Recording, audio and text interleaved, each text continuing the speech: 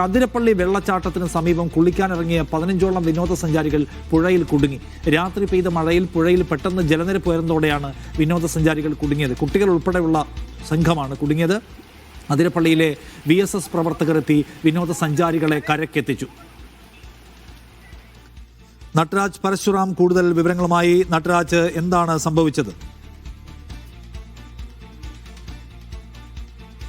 ഇന്ന് രാവിലെയാണ് സംഭവം. ഏതാണ്ട് 15ഓളം വിനോദസഞ്ചാരികൾ അതിരപ്പള്ളിയിലെ പുഴയിൽ, ചാലക്കുടി പുഴയിൽ കുടുങ്ങുന്ന ഒരു സാഹചര്യമാണ് ഉണ്ടായത്. വെള്ളച്ചാട്ടത്തിന് താഴെ തന്നെയാണ് ഇവർ നിന്നിരുന്നത്.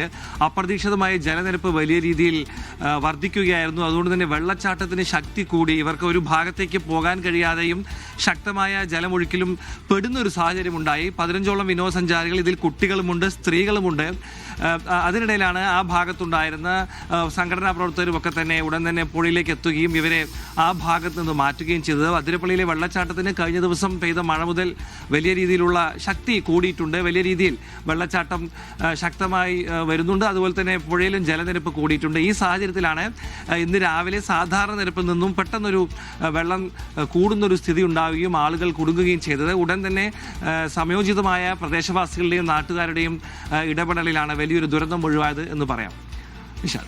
ശരി.